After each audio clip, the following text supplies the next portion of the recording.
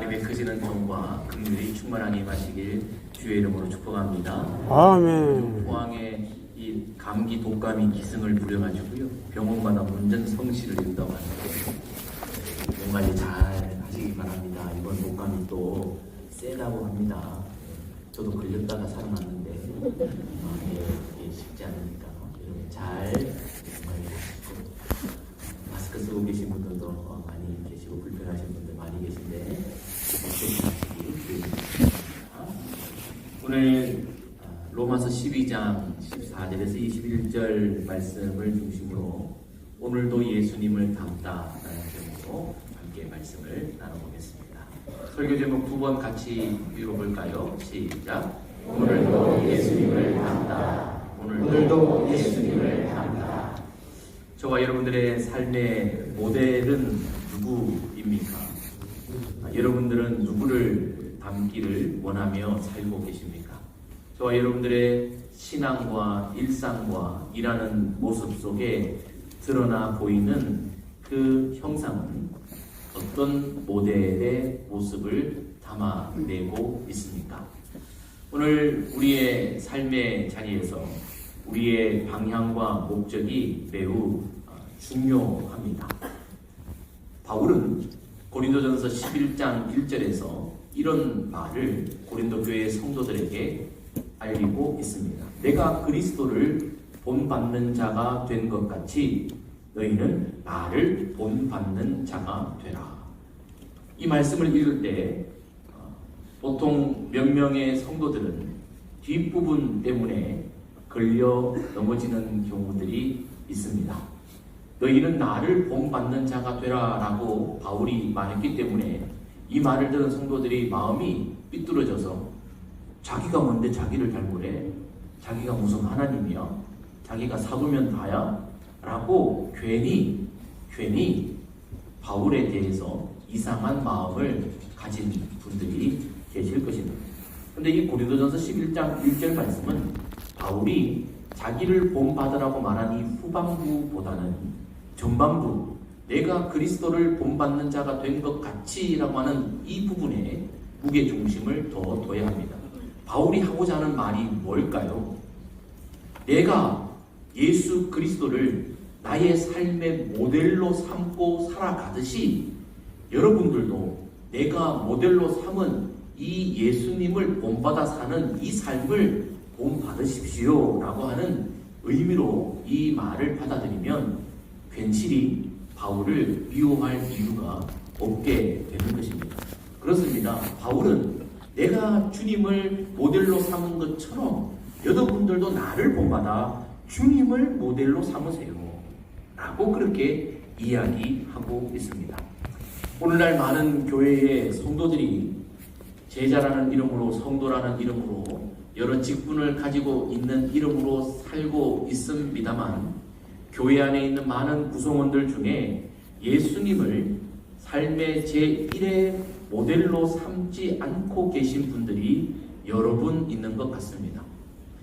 때로는 세상의 사람들을 위인 또는 모델로 삼고 그들을 본받으려고 몸부림치고 있는 분들도 계신데 절대 그렇게 해서는 안 됩니다. 교회 안에 있는 성도들조차 왜 예수님을 신앙의 삶의 제1의 모델로 삼지 않을까요? 한번 생각해 봤습니다. 왜 그럴까? 예수님을 닮는 것이 애시당초 불가능하다고 여기기 때문에 감히 예수님을 내 모델로 삼지 않으려고 하는 겸손을 가장한 이상한 합리화가 있는 것이 아닌가 싶습니다. 아우, 내가 어떻게 감히 예수님을 닮아? 라고 하는 말이죠. 그럼 불가능해. 내가 예수님처럼 사는 것은 불가능해 라고 아예 포기하고 시도조차 하지 않으려는 마음과 태도가 우리 가운데 있습니다.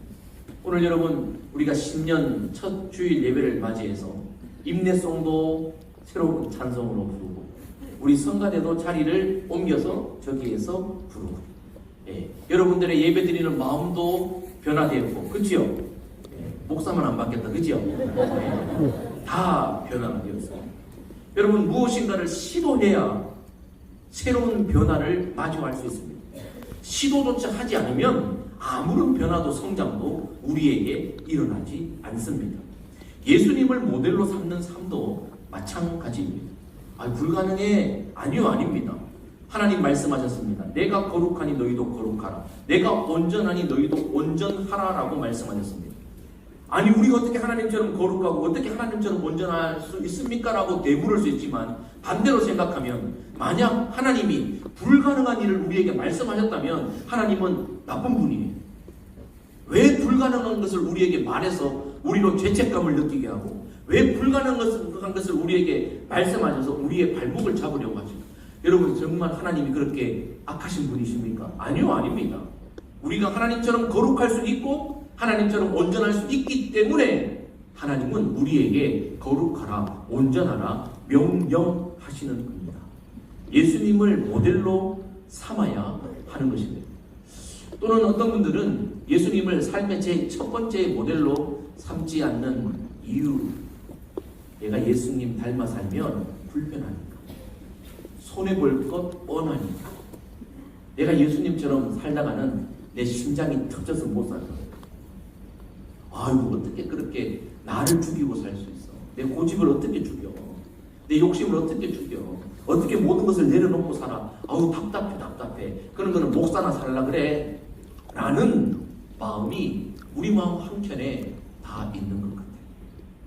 그래서 예수님을 닮으려고 노력하지도 않고, 예수님을 알려고도 노력하지도 않고, 예수님을 믿는다고 말하지도 않고, 그저 뭔가 숨통을 틔울 만한 내가 피할 구멍을 자꾸 찾으려고 예수님을 제1의 모델로 삼지 않으려고 하는 경향이 우리 가운데 있는 것 같아요. 우리라 그래서 죄송해요. 다른 교회 성도들에게 조금 있는 것 같아요.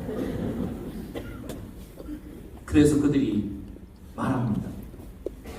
예수님은 못 닮아도 예수님의 대체자를 세워서 그런 인물 정도만 닮으면 어떨까 하고 스스로 위안을 삼고 기준을 자기가 제시합니다.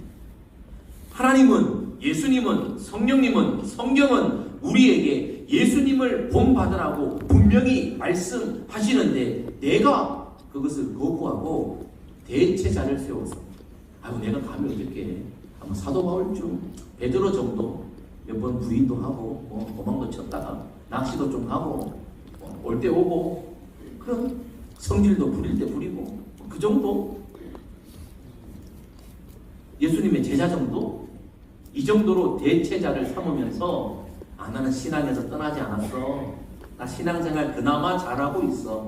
다른 사람에 비해서 그나마 빠지진 않아. 라고 스스로 위안하면서 신앙의 모델 대체자를 자꾸 삼으려고 하는 경향이 다른 교회 성도들에게 여러분 있는 것 같습니다.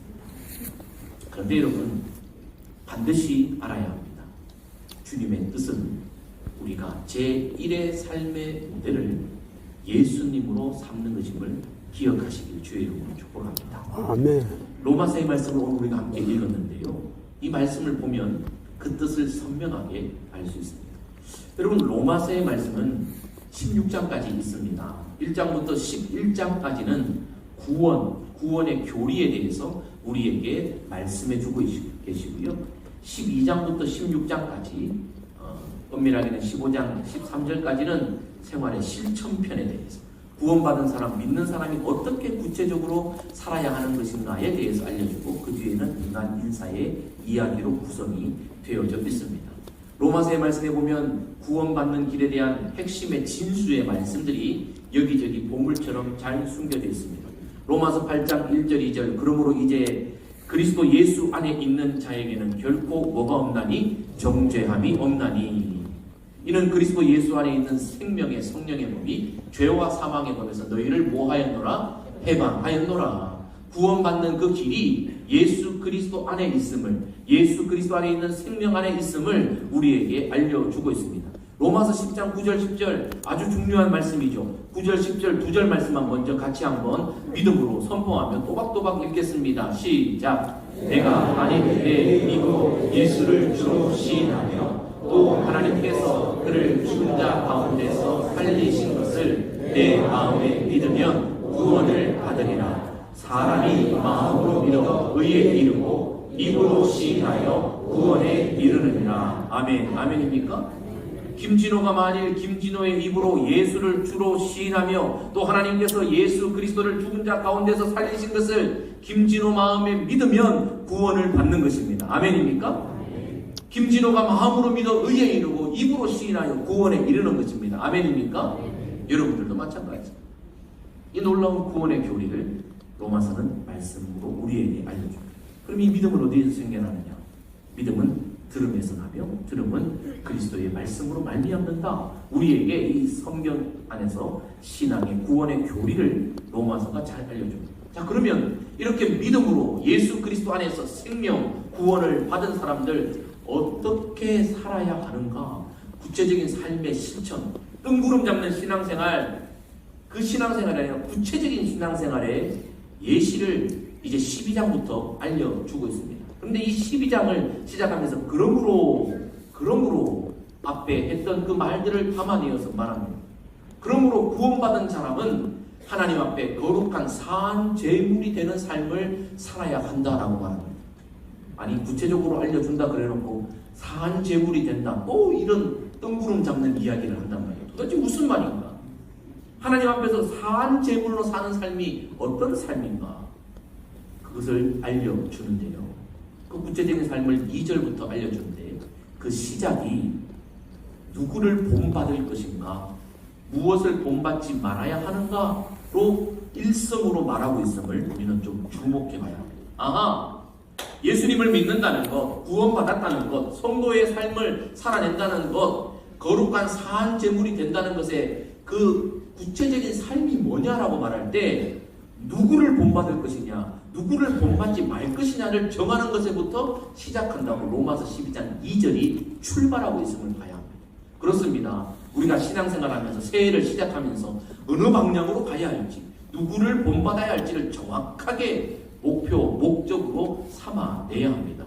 성경은 성령님 감동으로 바울에게 이 말씀을 기록하게 하십니다. 너희는 이 세대, 이 세상을 본받지 말아라. 그리고 너희는 구원받은 자답게 하나님의 뜻, 하나님의 선하시고 기뻐하시고 온전하신 그 뜻을 분별하여 본받는 자가 되라라고 첫 번째 실생활의 실천편의 첫 번째로 누구를 본받아야 할지를 말씀하고 있습니다. 그래서 오늘 우리는 신년 첫 주일 예배를 드리면서 결정해야 합니다. 내가 2025년 누구를 모델로, 제1의 모델로 삼을 것인가, 누구를 내 삶의 방향으로, 목표로 설정할 것인가를 결정해야 합니다. 오늘 예배 자리에 나온 우리 모든 성도들 한 분도 빠짐없이 본받아야 될 제1의 대상 예수 그리스도를 우리의 삶의 목적으로 삼아낼 수 있기를 주님의 이름으로 축복합니다. 축복합니다. 그렇습니다. 이 세대를 본받지 말고 예수님을 본받으라. 그러면 예수님을 본받으라는 이 말은 어떤 말씀인가? 예수님의 무엇을 본받으라는 말씀일까? 그것을 한번 오늘 본문 14절 이하의 말씀을 중심으로 살펴보겠습니다. 우리가 예수님을 본받는다라고 할 때, 오늘도 예수님을 닮는다라고 할 때 가장 첫 번째는 언어가 예수님을 닮아야 합니다. 한번 따라합시다. 언어가 예수님을 닮아야 합니다. 언어가 예수님을 닮아야 합니다. 오늘 본문 14절 말씀에 너희를 박해하는 자를 축복하라. 축복하고 저주하지 말라. 말씀하셨습니다. 이 말씀은 우리의 언어에 대한 주의 성령의 말씀입니다. 그런데 여러분, 오늘 너희를 박해하는 자를 축복하고 축복하되 저주하지 말라라고 하는 이 말을 바울이 처음 한 말일까요? 바울이 창조에서 해낸 말일까요? 아니요, 그렇지 않습니다. 이 말은, 로마서의 이 말씀은 이미 우리의 1모델이신 예수님께서 하신 말씀이요 사신삼입니다. 누가복음 6장에 우리는 그 답을 찾을 수 있습니다. 누가복음 6장 27절 이하의 말씀에 예수님께서 말씀하셨습니다. 내가 이르노니 너희 원수를 사랑하며 너희를 미워하는 자를 선대하며 너희를 저주하는 자를 위하여 축복하며 너희를 모욕하는 자를 위하여 기도하라. 오늘 바울의 이 로마 교회 성도들을 향한 가르침은 바울의 가르침이 아니라 예수님의 가르침입니다. 이 예수님의 가르침을 본받아 살기를 원했던 바울이 삶으로 몸부림치며 녹여내어 성도들에게 권면한 말씀입니다. 그렇습니다. 우리의 신앙의 1모델은 예수님입니다. 예수님의 이 가르침을 예수님의 육신의 동생이자 후에 구원받고 회심하여 사도가 된 사도 야고보도 야고보서에서 이렇게 이 예수님의 가르침을 적용하고 재해석해서 이렇게 기록해 주고 있습니다. 우리가 주 아버지를 찬송하고 또 이것으로 하나님의 형상대로 지음을 받은 사람을 저주하나니 한 입에서 찬송과 저주가 나오는구나. 내 형제들아, 이것이 마땅하지 아니하니라. 이 말씀, 이 가르침은 야고보의 가르침이 아니라 야고보가 예수님께 배운 것을 전하는 전달인 것입니다. 예수님께서 말씀하셨습니다. 너희를 박해하는 자를 축복하라. 모욕하고 저주하는 자에게 저주하지 말고 그들을 위해 기도하고 사랑하라. 말씀하신 그 말씀을 야고보가 이렇게 재해석했습니다. 우리가 이 입을 가지고 하나님을 찬양하는데 이 입은 찬송 부르는 데 써야 하는데 하나님이 지은 사람을 저주하는 데 동일하게 쓰는 게 합당하냐라고 예수님의 가르침을 확인시켜주고 있습니다. 그렇습니다. 바울의 가르침도 야고보의 가르침도 예수님을 모델 삼아 재해석해서 말하고 있습니다. 여러분 어떻습니까? 저와 여러분들의 입은 어떻게 사용되어 왔습니까? 지난 2024년까지의 삶들 가운데 한 입에서 반물과 쓴물, 찬송과 저주가 동시에 막 나오고 그렇지 않습니다. 강대상에서는, 교회에서는 하나님 거룩함을 담고 찬송을 담고 기도를 담지만 일상생활의 자리에 나아가서 내 주변에 보잘것없는 사람이나 내 마음에 들지 않는 사람에게 찬송한 이 입으로 또 저주를 퍼붓지 않았습니까? 우리의 입술이 예수님 닮기 원하는 한 해가 되기를 주님의 이름으로 축복합니다. 아멘. 예수님은 말에 대해서 굉장히 엄중하게 말씀하셨습니다. 작년에 우리가 말에 대해서 시리즈로 여러 해 여러분 배워서 아마 대부분의 사람들이 예수님 닮은 언어로 살 줄로 기대는 하나 저처럼 몇몇 사람들이 아직 예수를 닮지 못했기에 다시 한번 말씀을 생각해 보겠습니다. 마태복음 12장에 예수님의 말씀을 세번역 성경에서는 이렇게 우리에게 말씀하고 있습니다.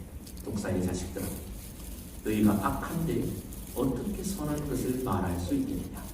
마음에 가득 찬 것을 입으로 말하는 법이다. 선한 사람은 선한 것을 쌓아두었다가 선한 것을 말로 내고, 악한 사람은 악한 것을 쌓아두었다가 악한 것을 말로 낸다. 내가 너희에게 말한다. 사람들은 심판날에 자기가 말한 온갖 쓸데없는 말을 해명해야 될 것이다.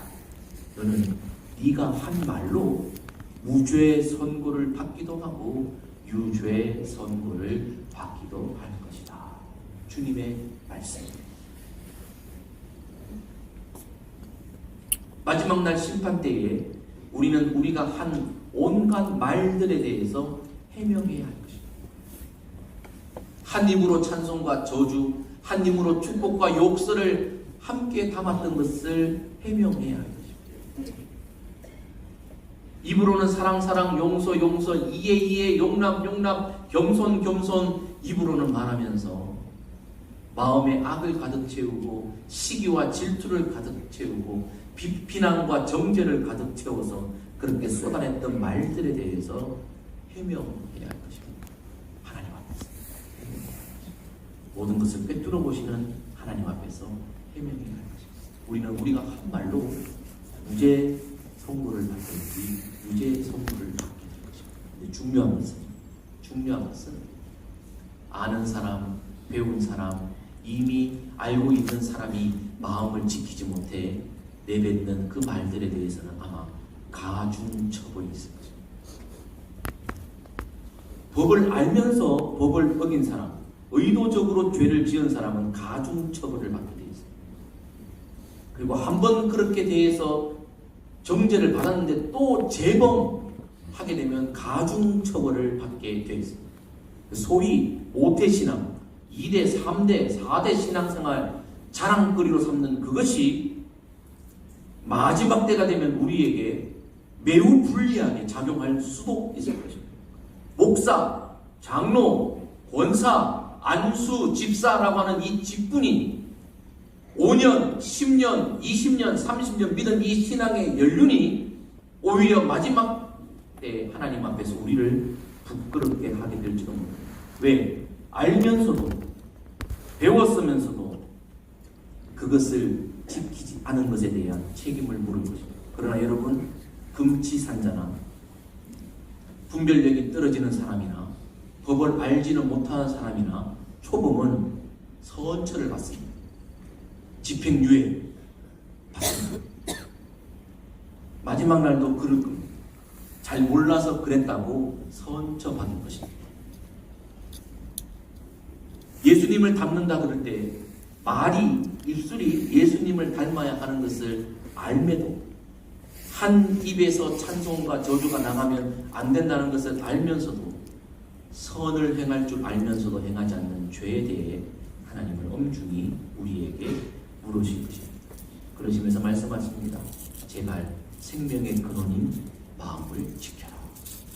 생명의 근원인 마음을 지켜라.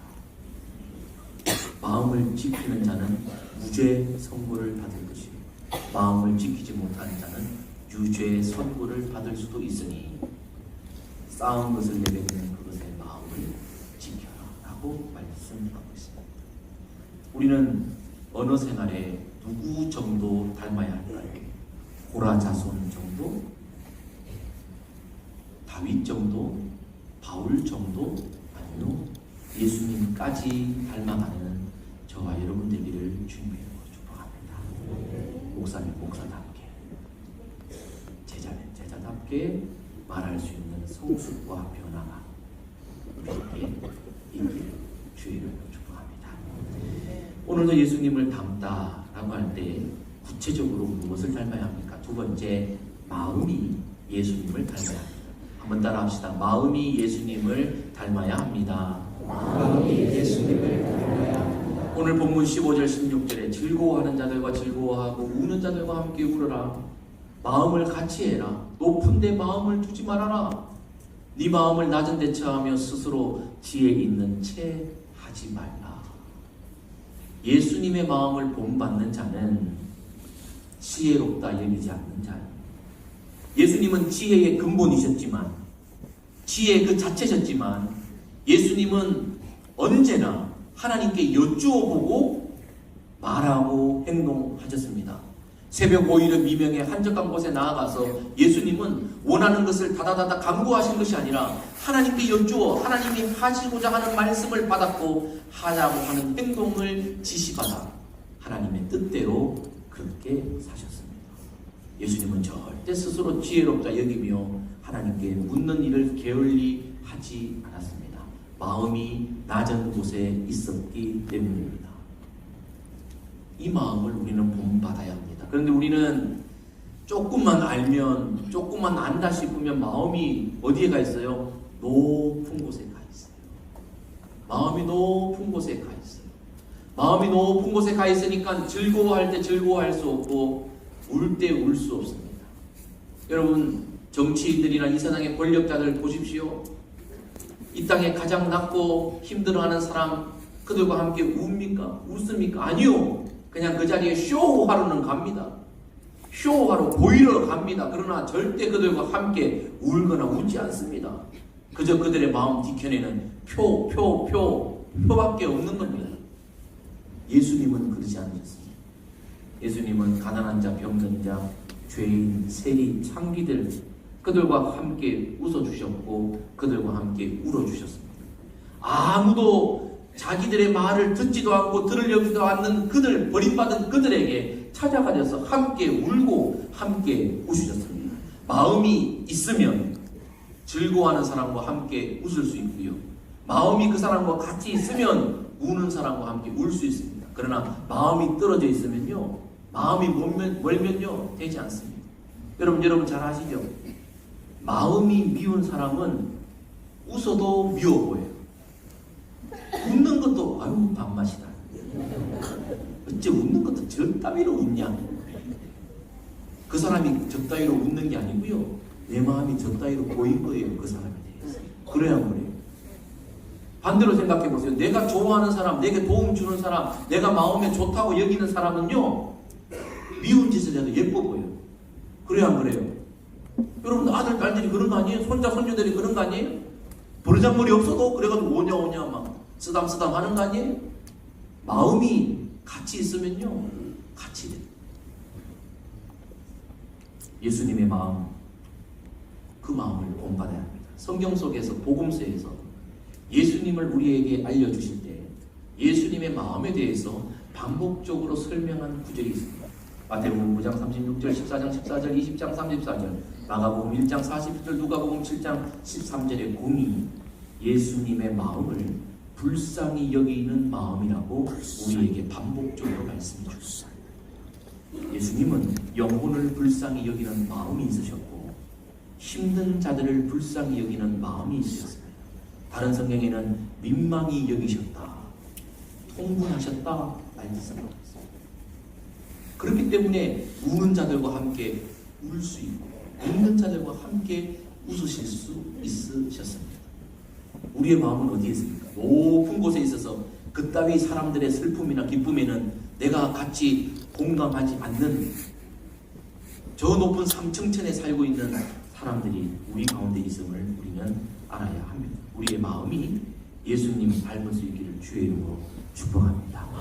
그래서 예수님의 그 마음, 불쌍히 여기는 마음은 무엇으로 표현되어집니까? 사랑의 실천으로 표현되어지는 거죠. 내가 너희를 사랑한 것 같이, 아버지께서 나를 사랑하신 것 같이 내가 너희를 사랑한 것 같이. 네, 그렇습니다.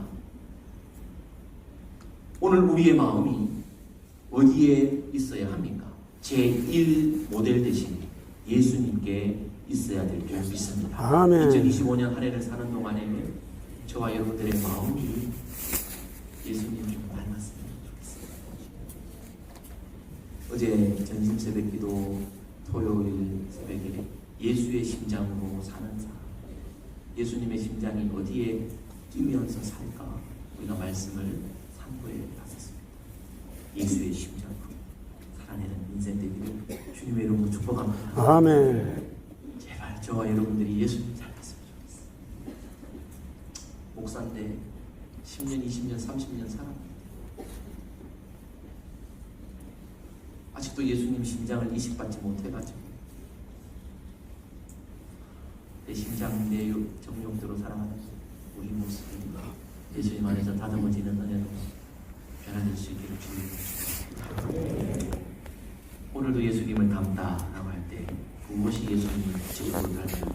오늘 로마서 7장편은 구체적으로 우리에게 행동이 예수님 닮아야 한다고 말씀하고 있습니다. 그러면서 구체적인 행동을 우리에게 알려줍니다. 한번 따라합시다.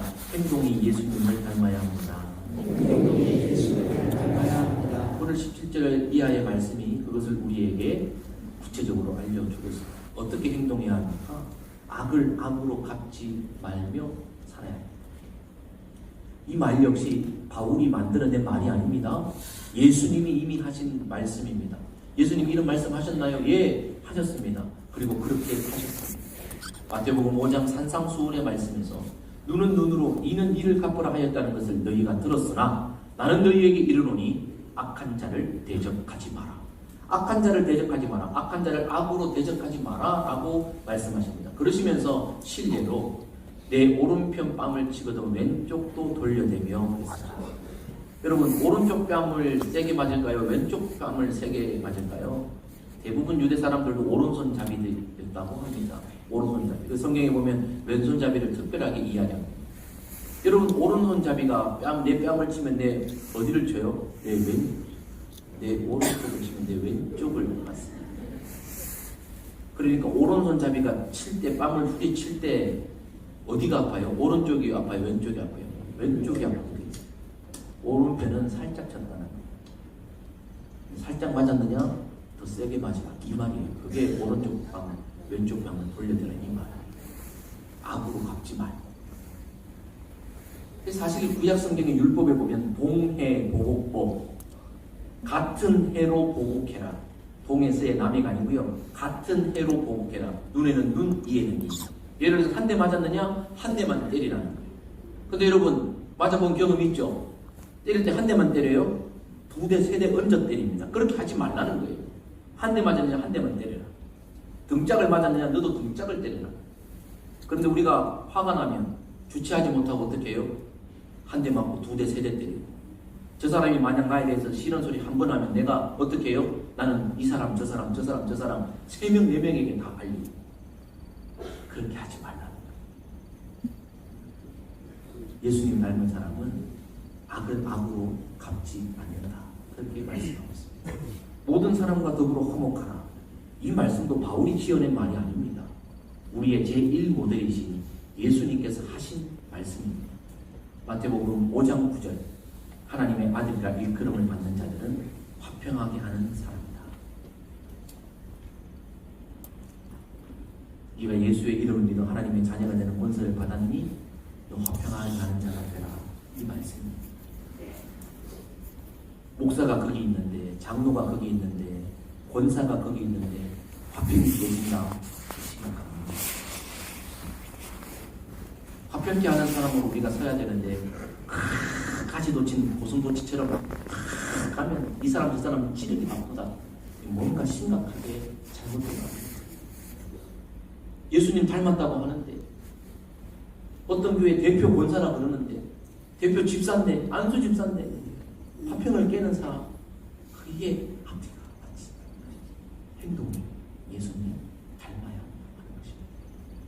친히 원수를 갚지 말고. 이 말씀도 예수님이 하신 말씀입니다. 예수님 뭐라고 하셨어요? 예수님 십자가 위에서 아버지 저들을 용서해 주십시오. 자기들이 하는 일을 알지 못해서. 여러분 예수님이 심판의 권세가 없으십니까? 심판할 능력이 없습니까? 예수님 말씀하셨을 때 하늘에 12영이나 되는 더 많은 군대를 불러 모아 그들을 결박할 수 있었습니다. 예수님 말씀만 하시면 땅이 입을 열어 그들을 삼킬 수도 있었습니다. 예수님 심판의 권세를 사용하시면 불이 내려 그들을 태워버릴 수도 있었습니다. 그러나 예수님은 심판하지 않으셨습니다. 하나님께 맡겼습니다. 오직 그분은 용서하셨습니다. 안 되는 것 뻔히 알기 때문에 아멘도 안 합니까? 주님은 우리에게 요청하셨습니다.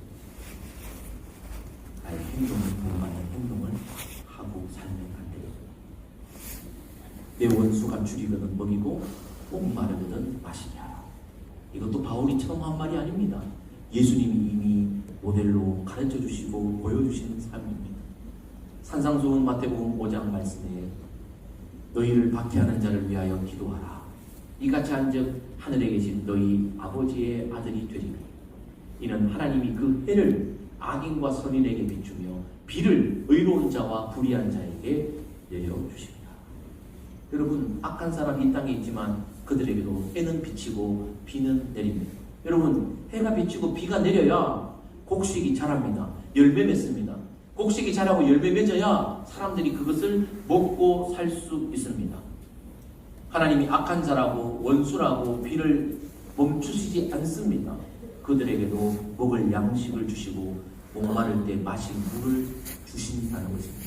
근데 우리는 어떻게 합니까? 내 눈밖에 나면 내 마음밖에 나면 국물도 없다. 국물도 없다. 내 마음밖에 나면 인사도 안 한다. 근데 예전에는 뭐 인사라도 하고 눈이라도 마주쳐 했는데 마음에서 한번 벗어나면 원수다 싶으면 쌩! 한 거죠. 쌩! 하고 돌아서서 어떻게 해요? 안 그러도 째진 눈 가지고 더 째가지고 또 흘리는 여러분 흘리는 눈은 잠언서의 말씀에 보면 여호와께서 싫어하시는 것 중에 하나입니다. 제가 이제 우리 교회에서 이제 저와 여러분들이 언약을 맺읍시다. 흘리는 눈 하지 않기로 째진 눈으로 보지 않기로. 만약 째진 눈으로 볼 사람은 담임 목사보다 눈 크게 뜨고 하죠. 저보다 눈 작은 사람은 앞으로 흘려보지 않기로 결정합니다. 오늘 우리 포항성교회 법입니다. 이제. 아마 대부분 사람들이 저보다 눈이 작을 거예요. 저보다 눈 작은 권사님, 집사님, 그렇게 때립니다. 절대 눈 흘리지 마세요. 눈 흘릴 수 있는 자격은 저보다 눈 큰 사람만 해주십시오. 옆에 있는 분과 함께 선한 눈빛으로 눈을 번쩍 뜨고 눈빛으로 사랑의 표현을 가지고 흘기는 눈 하지 않겠습니다. 시작.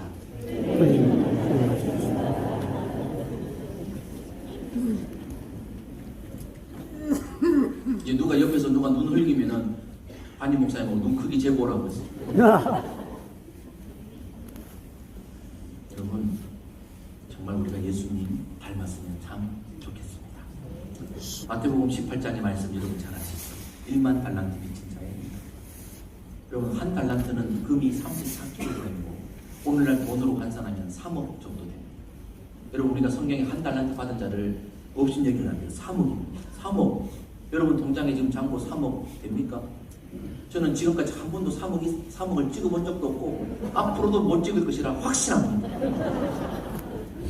3억이 가닿긴 합니까?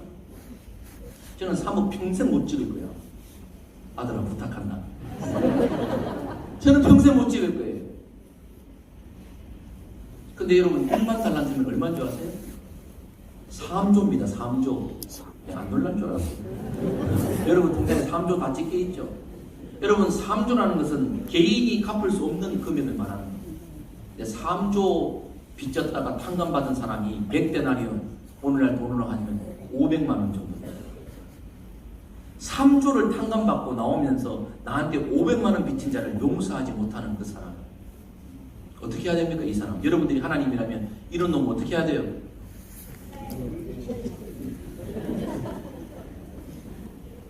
지구를 떠나거라. 저와 여러분들은 하나님께 얼마를 탕감받은 사람입니까?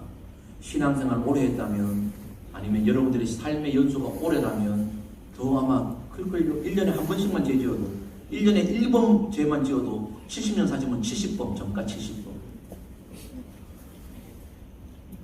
1년에 한 번만 딱 죄 지어도 70세면 70번